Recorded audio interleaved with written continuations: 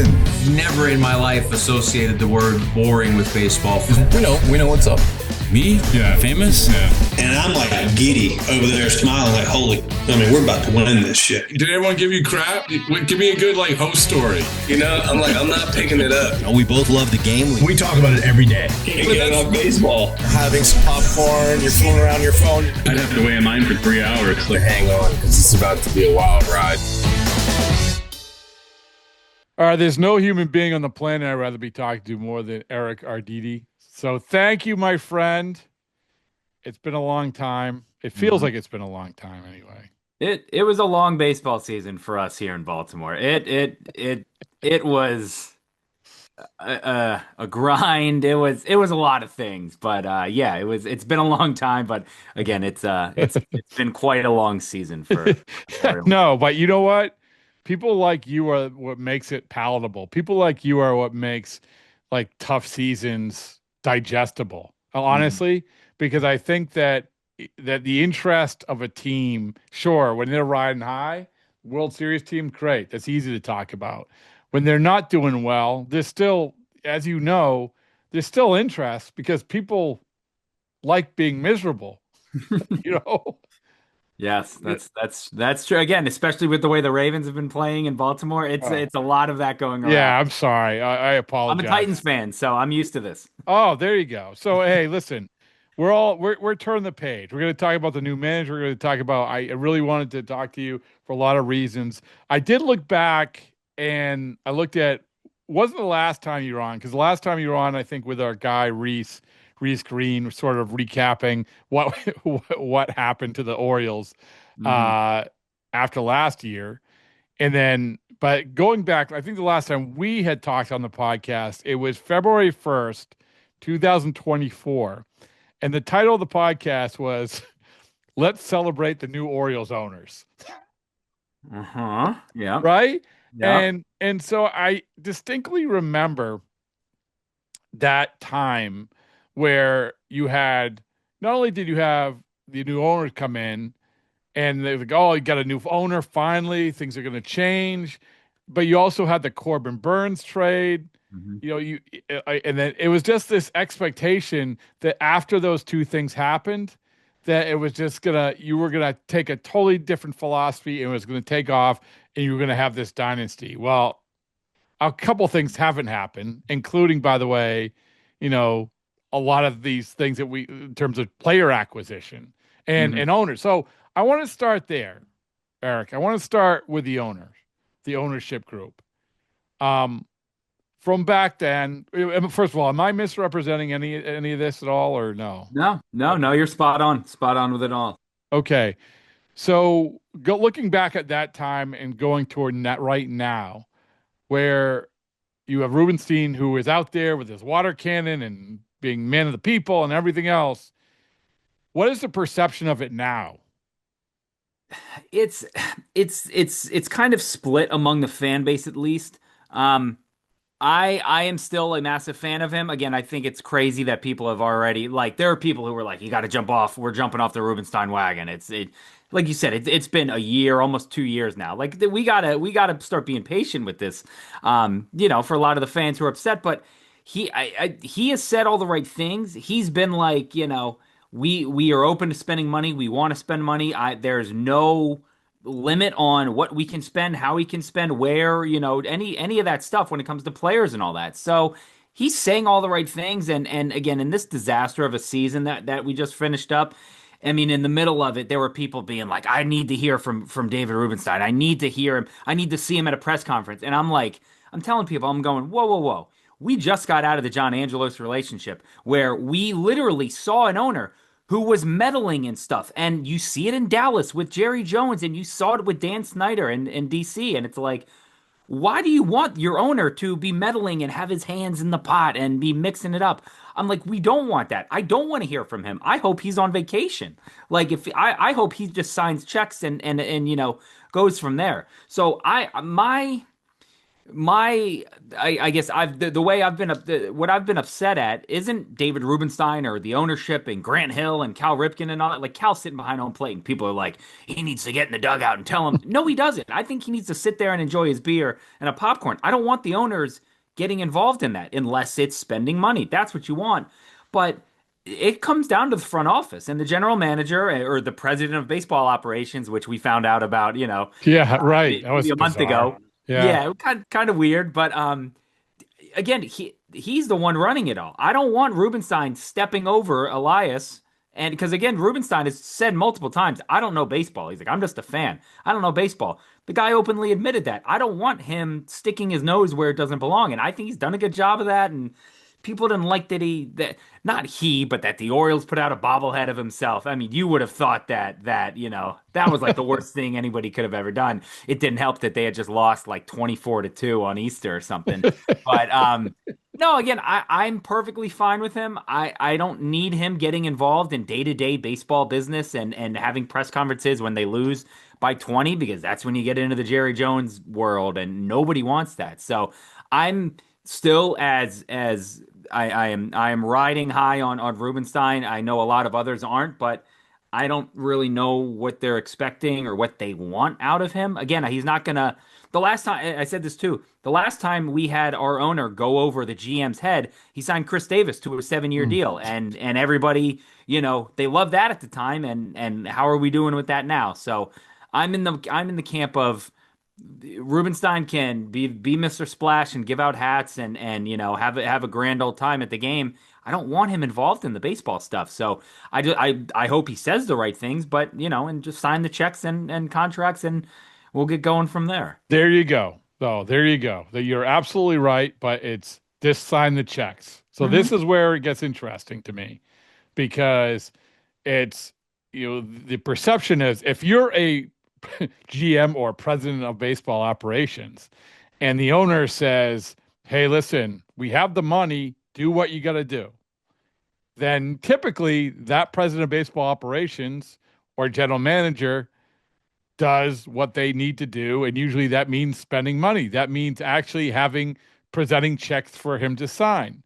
So that said, why haven't those checks been signed? Why haven't enough of those checks been signed to at least give the perception that it is going to be different? And before you answer, I will say this. I get it. Like, I get this isn't just you want to do the shock and awe, a bunch of free agents and bad contracts and all of this, but there's a lot of extensions. There's a lot of free agents that they didn't get.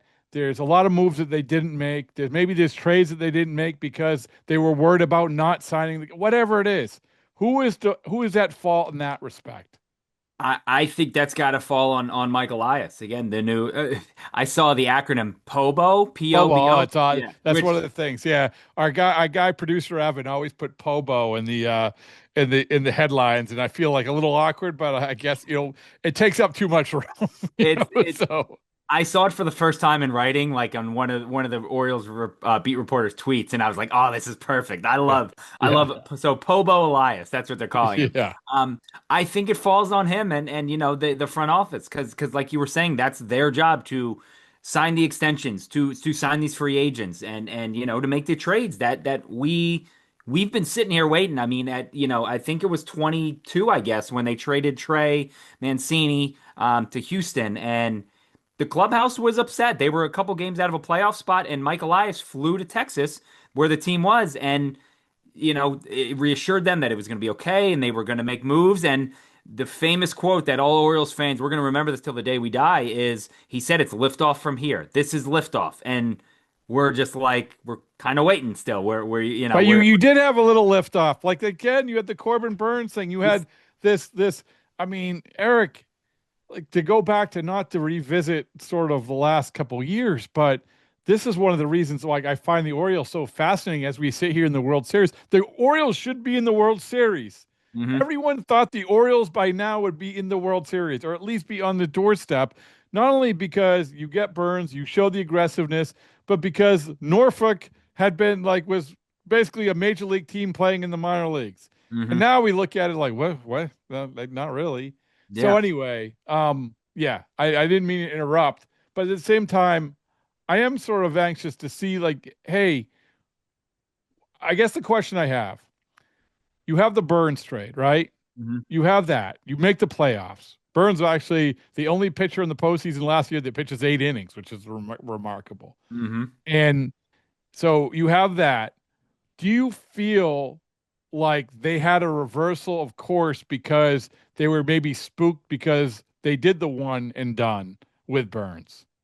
Yeah, maybe, and because again, Elias can go out and say, "Look, guys, we tried, and we, we went out and got Burns, and obviously the Boras stuff. You knew it was going to be hard to re-sign him, and that came to be true because it seemed like he was always going to go home. But yeah, it's almost like he's like, "Hey guys, I tried, and we got burned by that. Not that they got burned, like you said, he was awesome. He was the only person that showed up for them in the playoffs, and they tried it and they didn't lose much. DL Hall I like, and he's a good reliever, and Joey Ortiz, but and that's it. Yeah. So it's not like they traded five massive can't miss prospects and now they're saying, oh my God, our cupboard's bare. Cupboard wasn't even touched. That was the stuff sitting out on the counter. I It's know, not- right? the That was cupboard there. universally, everyone was like, oh, look it, you're able to make that move because sure, these players might be major leaguers, but you have better major leaguers around the corner, right? Oh yeah, absolutely. And so again, they tried that, but that was kind of the only move. And especially going into last year, obviously Burns signs in Arizona in late December, early January. I can't remember which one. And everybody and their mother knew, all right, well, we need to get some pitching now. And the pitching was Charlie Morton. And yes, I understand you need that veteran presence. And it didn't work. It worked out the last, I don't know, 7 or 8 weeks. The first 5 weeks, though, were arguably some of the worst It was pitching.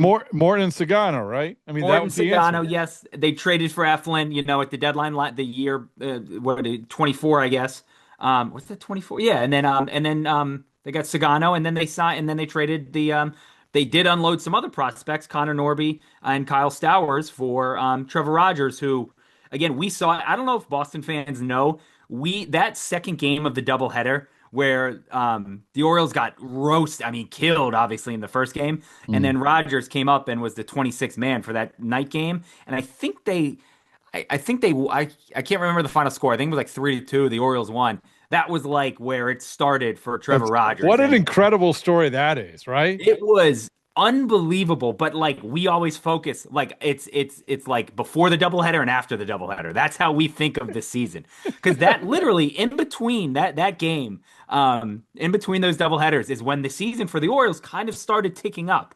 But yeah, again, it wasn't enough, and we have been sitting there waiting, and it's like, okay, well, maybe they won't trade for Michael King or Dylan Cease or Garrett Crochet, who is the guy that everybody would, Yeah. if you're gonna break some eggs to make your omelet with a Kobe Mayo or a Heston Kjerstad or any of these guys, that's the guy to go for. And obviously the Red Sox stepped up and boy oh boy did that pay dividends for them, and they got him signed and all that. And us Orioles fans are like that, we're the guy looking at the girl that we wanted to go to prom with, being Well, like, yeah, it must be nice. Did you think that, to go back to that time? So it was incredible. Like everyone wanted to see Norfolk. Norfolk was going to be this incredible embarrassment of riches. It was football scores. They were winning 17 to Right. 6. Right. Congratulations to 14 Buck 3. Britton. Yeah. So, but it was, looking back at it now, how much did they overvalue? This is always the danger, right? Mhm. That teams like, we can't give up this for Crochet, but still, like, a lot of times that's okay. That's okay. But they're so paranoid about it because, like, this is going to be the foundation. These are going to be the controllable guys. How much should they overvalue these guys other than maybe Gunnar Henderson? I mean, I don't know. Even Adley Rushman. I don't know. How much do they overvalue these guys? I think they did a lot. And I was watching MLB Network yesterday, and they were talking about the new manager signing and DeRosa. DeRosa, you would have thought that he saw his dog get hit by a car. He's just like, these Orioles, man. And he said the same thing you did. He's like, we thought they'd be here. We thought we'd be in Baltimore, eating crab cakes before a World Series game. And he's like, you couldn't have told us anything different. That was the plan. And he's like, and he said they didn't make the moves that everybody thought they would. They didn't make the moves they needed to make. And he goes, they overvalued their prospects. And I think it was somebody else, maybe Shahadi, said, to be fair, everybody in baseball does that except for pretty much the Padres and Dombrowski and Right, right. Phillies. And I'm thinking about that last night. And I'm like, I mean, it's true. It's they're so afraid to lose these guys. And again, I love him, but a guy like Kobe Mayo, and they're like, he has 40 home run power, and it's like that's great. He would have 50 home run power, in Cincinnati or in Boston, where where you could have made a trade for some of these guys. And they just, it's like they don't want to be wrong. They don't want to be proven wrong. And I don't know. I mean, It's not only them though, Eric. It's everyone. It's a lot of people in baseball. That's the thing that drives me nuts, because it's okay. It's okay it's okay if Kyle Stowers is good. Yep. It's okay if the ultimate goal is to win the World Series. That's what it is. Yep. And the guys, we have evidence of this. Like, you need the guys. You need the guys. So Yeah. yeah. And yeah, again, I mean, just the fact that they were willing to hold on to a lot of those guys, and again, they kind of sat in Norfolk and weren't even really helping the major league team. If they were helping the team, you're like, all right, I get it. I understand why, because they're part of the future. But a lot of them, weren't, and now we're kind of in this position, and they have refueled and gotten some strength back in the farm system. But yeah, I mean, they could have traded Heston Kjerstad, who now nobody knows if he'll ever play baseball again due to his myocarditis, and he has some other health issues. And, obviously that's terrible, but that's a guy, same thing with Kobe Mayo and a couple of these other guys. They could have traded them and gotten something back and, been part of a package for a big league pitcher, a big time pitcher. And they just kind of sat on them like eggs and waited for them to hatch. And baseball's the one sport where you can swing and miss, and it's perfectly okay. You can make a trade for a guy and you go, you know what, it didn't work out. We're gonna go right back at it again.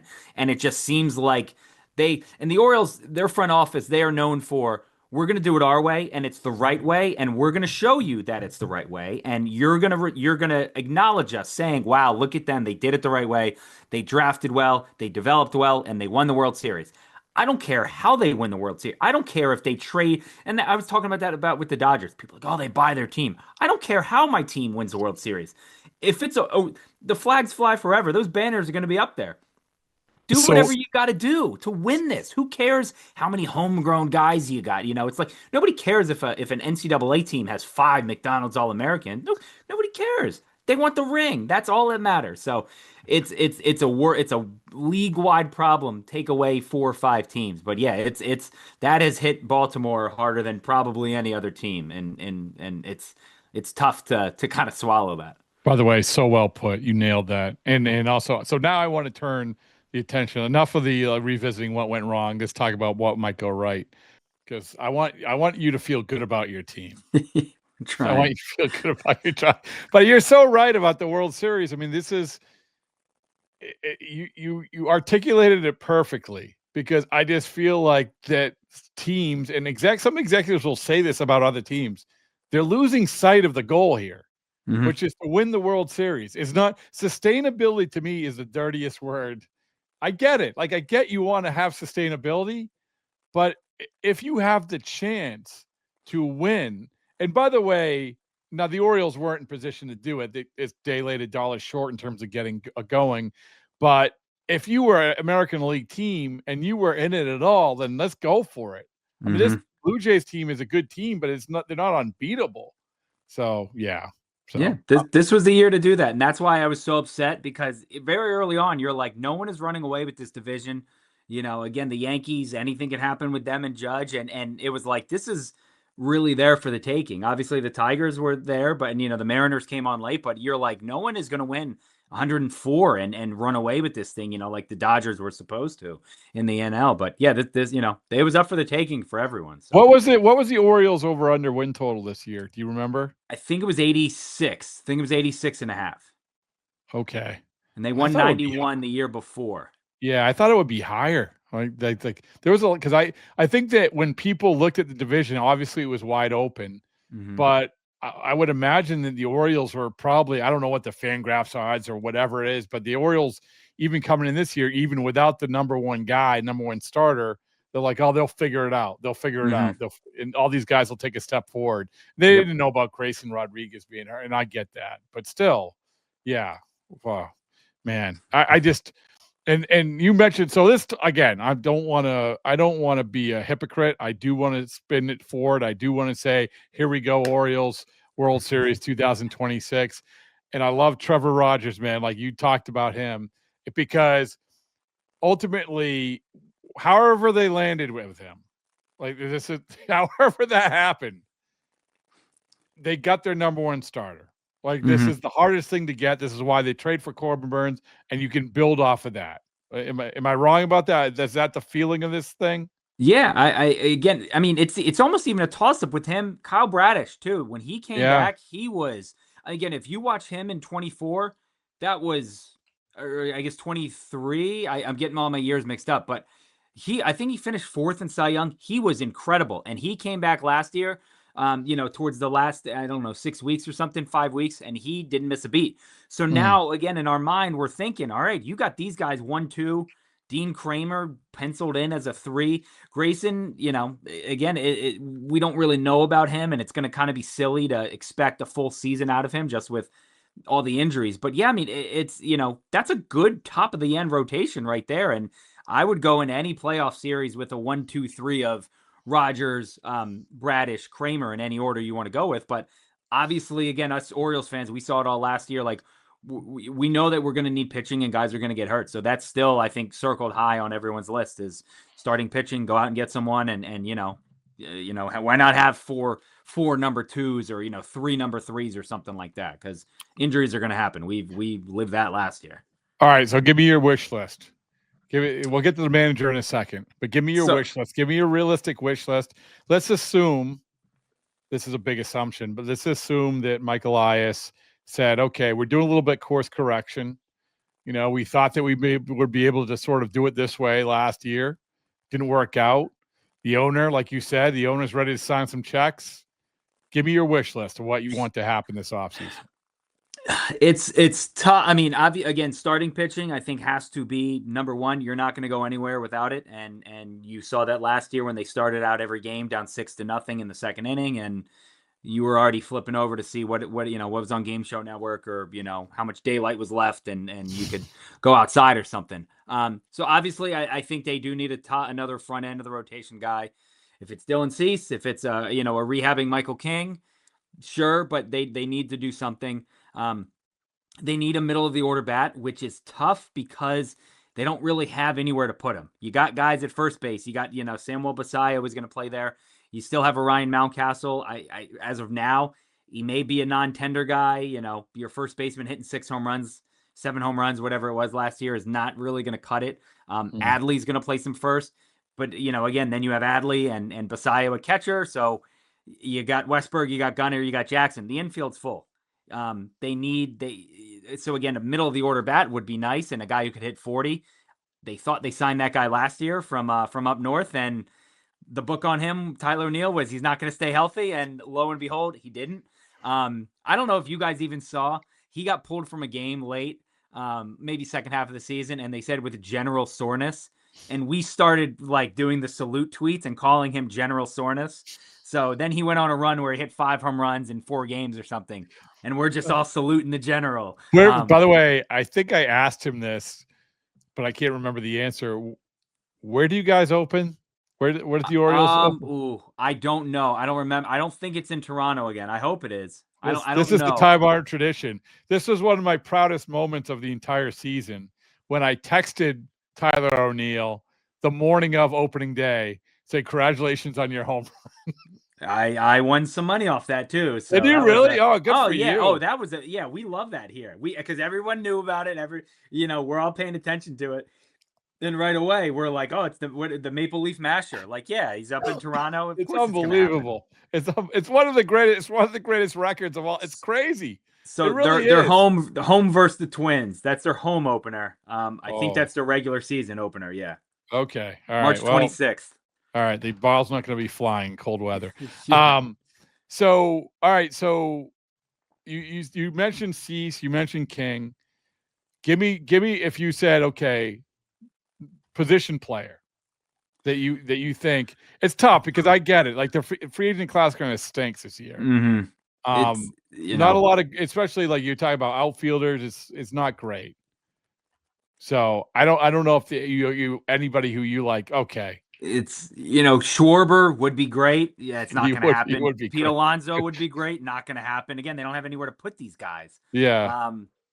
Like you said, they're paying Tyler O'Neill. You got Colton Cowser, and then you got Dylan Beavers, who was a monster at the end of the year. So it's like I truly don't know, unless there's some non-tenders or some trades. Again, you got Kobe Mayo, who's going to be a bench player, and these guys, Basayo, Adley, you got to. There's no place to fit any real new blood. So you need stuff, but how are you going to make it work? Well, the other part about that is trading guys. So obviously we talked about the embarrassment of perceived riches that you had. Now it's like, okay, you want to put together a deal like for Joe Ryan, right? Mm-hmm. You want to put together that deal. Well, all of a sudden it's not necessarily like you have the ammunition that everyone thought you had before, Mm-hmm. because the guys that were perceived that way aren't perceived that way anymore. Yeah. So I mean, is that fair to say that, like, to do that mammoth deal that everyone wanted the Orioles to do, that's going to be a whole lot more difficult? Oh yeah, it's the value on those guys has dropped because, again, you've seen now basically full seasons of them and know what they are. But again, the off-season talk of like, well, you could throw this guy's a number 4 prospect and this guy's your number 6, and you could package those guys together. That's gone because, again, now we have a full year track record, and you've seen strikeout rates be sky high, and you've seen guys get hurt and can't stay healthy, and now it's like, we don't want that. Why would we want that? So that's where I was happy with the deadline and what they did and the amount of just guys that they got back. I was like, I'm on the record. I don't want to see any players, any of these minor leaguers that the Orioles got back at the deadline. I don't want to see any of them in an Orioles uniform ever, because those are the guys that you can trade now. Again, They're not the homegrown guys. They were brought in from the O'Hearn trade, and Laureano and Mullins and all these guys. So that's where I do think that Elias in the front office did a good job. And like, they didn't fully restock the system with a Basayo, who's the number 1 prospect, and a Mayo, who's the number 3 prospect, and all those guys.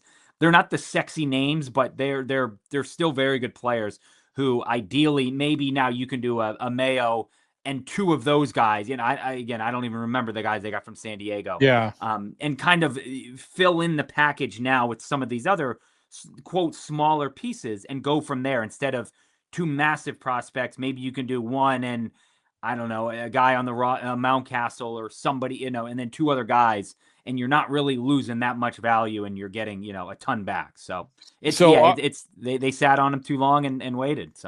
So obviously their first big acquisition is the manager, Craig Albernaz, and the first manager that actually talks like my dad.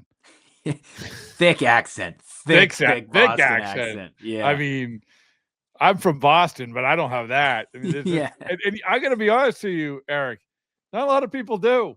It's like from Swansea. It's like he sounds like a caricature, like it's in like Family Guy, where it's like, oh, that's too much, that's over the top. I was listening to the Baltimore Banner, the newspaper here, their podcast with Paul Mancano and Andy Koska yesterday. They said when he was the bullpen catcher in San Francisco, and you probably know this, or you may know it, but he was programming the pitch com, and they said, I think Jock Peterson like listened to it once and was like, I don't know what you're trying to say, like, because it was his voice, and they were like, I can't understand what you're saying, like. So it's funny you said that. We actually tried to, I was talking to the guy who was programming it for the Red Sox, and we tried to find, we asked this woman who's got a pretty big Instagram following, just based on her like over the top Boston accent and mannerisms, and we're like going to hire her to do that exact thing. We should have just hired Albernaz. So it's he would have been perfect. Yeah. Again, perfect. It's like good luck stealing these signs when our own players don't know what pitch is coming. So tell me, so obviously David Heil is a pretty well respected guy. Tell me what the organization was looking for when they hired Albernaz in terms of philosophical changes, demeanor. I don't know. What do you think that they were looking at? Why was this the guy?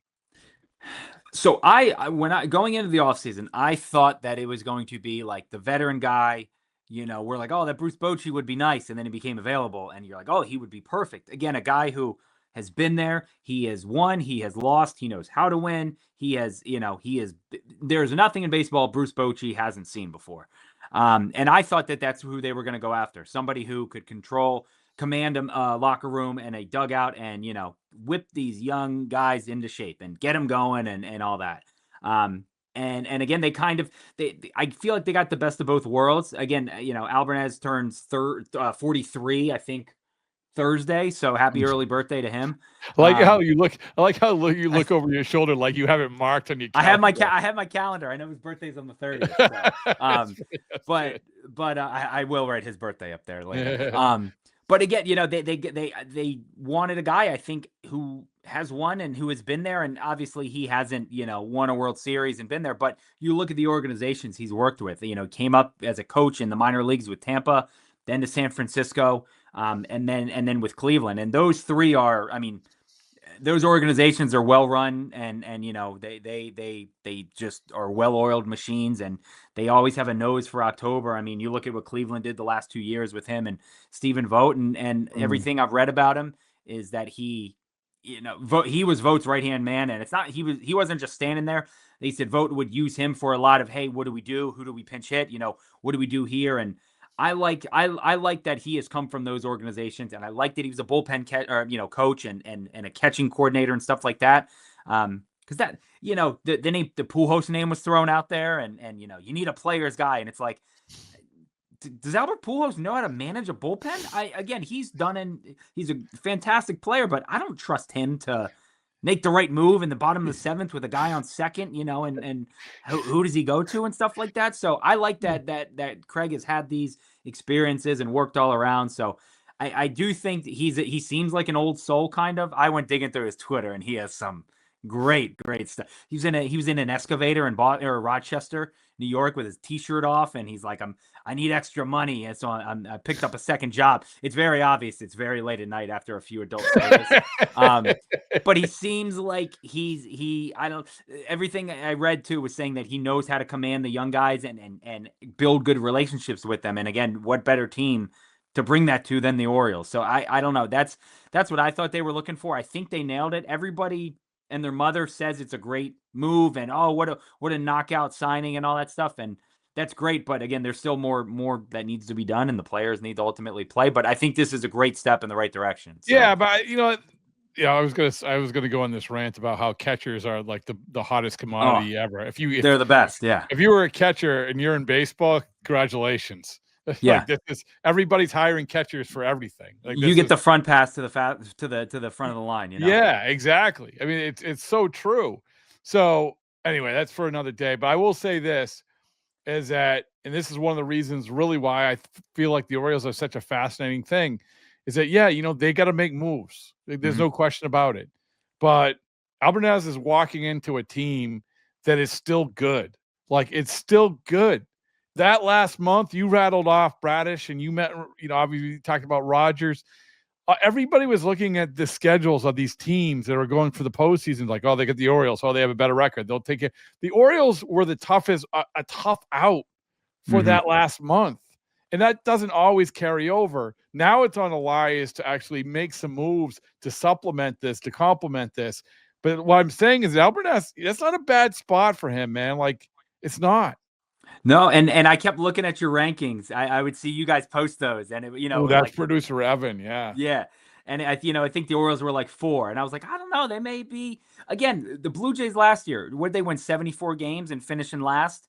And here they are, 18 innings later in the World Series. But again, would it shock you if in a year we're sitting here right now and the Orioles? I don't think it would shock anyone if you're like, oh, yep, look at that. 2026, they put it together. They made the right moves. Elias spent money. They made this trade. They made a splash. And what do you know? They beat the Yankees in 7 to get to the World Series. I don't think it would shock anyone, No. Producer Everett, are you there? Yeah. All right. So here you go. This is perfect. I didn't plug my mic. Well, Eric, one of the great things about Evan is that you could basically change his mind. He's the easiest person to change his mind. So okay. I'm glad you brought up his power rankings. What you're referencing is managerial opening power rankings. Mm-hmm. the Orioles were number 4. Is that right, fellas? Good, right? I thought they were 4. I thought that's what I had saw. Is that right, Yeah, Evan? yeah. Okay. It was. I know I was just looking at Giants 2, Padres 3, Orioles 4. I'm blanking. I think on Braves 1, maybe. Braves Yeah. 1. Braves run. Okay. All right. After listening to Eric, Evan, Yeah. do you want to bump them up from 4? Bump them up. I definitely. Oh, see, I definitely would put him. I can put him at. I can put him at 3. I can put him at 3. Yeah. We can maneuver that. I'll send the Venmo your way after we get off. Well, I mean, Hey, the positive is he's also. You guys managed to give us 2 guys that relatively sucked, and but got he said, some decent we have to. prospects. We have Cedric to Mullins, and classify Gregory this as- Soto, and you got some pretty good prospects. When Eric, when Evan says give us, he's True, since yeah. he's I'm officially referring, his contract with the New York Mets is the autograph Reed Garrett placemat in back of his head. Okay. So that automatically makes him part of the organization. So Yeah. that's what he says us. Hey, I like that. and the other thing I saw today is Craig Albernas, really good friends with our now former first base coach Antoine Richardson, who caused Soto to steal like 40 bags. So now he'll probably go to Baltimore. And he was and he was going back to also he was great friends with who's the guy that you got, Kai Correa. Oh yeah, It would be a real shame if the Orioles were to pick him off too. And I know I don't even know if the ink is dry in that deal with the Mets, but True. hey, come join me in the dugout in Baltimore, buddy. This would be fun. Yeah. So you're I guess bumping the one thing ahead. I got about Kai Correa, if Carlos Mendoza has a bad first month, he's got a spot for manager probably with the Mets. Whereas Orioles, I imagine Craig Albernas is not going to get fired a month in. So Evan, so you had ahead of the Orioles that job. You had the Braves. You had what the I Padres. had the Giants, Tony Vitello. I mean, that was a pretty crazy hire. Yeah. He could suck or be really, really good. But I feel like that was a pretty good job. And then the Padres, which is the AJ Preller situation, I think is the biggest kind of question mark with that. Because it's like, am I going to go in being like, you guys spend no money now, but you got an awesome GM, and then he's going to be gone in a year. We're just going to be like the Angels or something. So I don't know. That's kind of the issue there. Eric has like convinced me, man. The Orioles, you should have ranked the Orioles higher. What's wrong with you? I was okay. I was okay with where they are. Just I feel like the AL, you have to pay the AL East tax. Like I get that. Oh That that's is pretty. true. That's pretty good. All right. Well, we'll finish things off, and Evan, you can stay on. But Eric, I want to just, as we sit here with the World Series, and you look at these teams, because this is what every team in baseball is doing right now.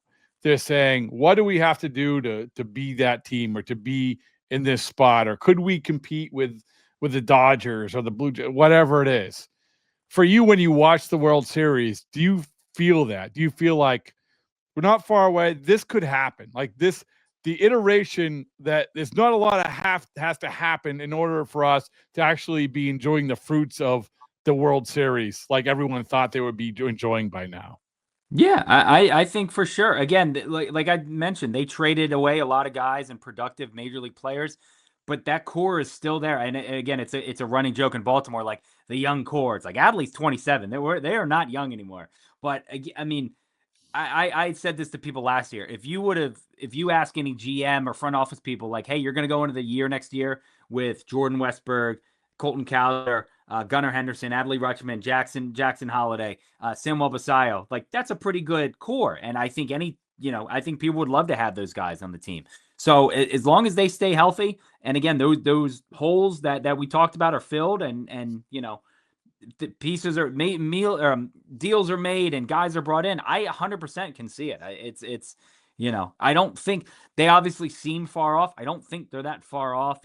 But again, not everything needs to go right. Injuries are going to happen. They had great injury luck 2 years ago. In the last 2 years, it's been awful. So yeah, I mean, I could definitely see it, and I hope and pray that the front office is also seeing this and feeling it too, because again, the core pieces are still there, and they still have a chance to get much, much better. And that's I said they have to have an old school Washington Redskins like free agency, and like win the offseason, win it, like put everyone on notice. It didn't work for Dan Snyder in football because it never does work in football, but it can work in baseball. Like go out and be a peacock and show your feathers and show them how big and bad you are.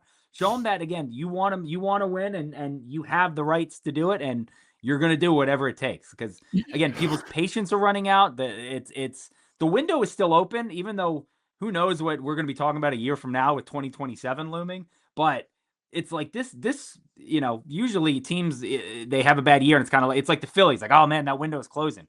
The Orioles is still wide open. This thing is there for the taking. So we're itching for it. We need it. So go make it happen.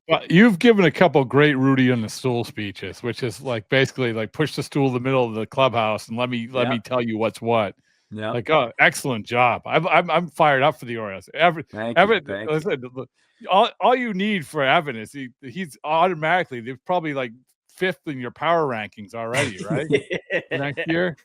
I guess I'll just caution on winning the offseason. We've done that 5 times and sucked every year. I was going to mention the Red Sox actually, the Red Sox were a good example of how you can win the offseason and that is true. how it can save you. I mean, they did last year, and the trade deadline was another story.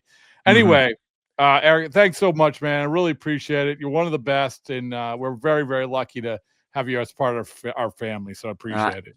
I appreciate it. I'm looking forward to you coming down to Camden Yards again, and we'll link up. And even though they're moving the press box, people aren't happy. Oh, another thing. I didn't know this. The press box area is going to be one of these like fully. I mean, you can get prime rib and crab cake. It's going to be a restaurant. So they're moving the press box is just moving. If you're looking at it from home plate, it's just moving to the right underneath the. Basically behind the visitors' dugout, underneath the which is what Toronto did, the White Sox did, the Angels did, and the common thread is that all these press boxes were the best press boxes. The Orioles, Camden Yards had the best press box.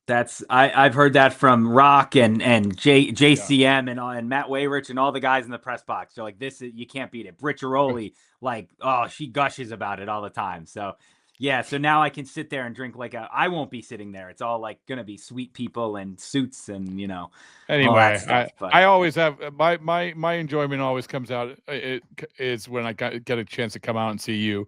And the fans out there. It's a great group. It's a great group of people. So, all right, man. Thanks so much. Yeah, thank you guys. This is a blast.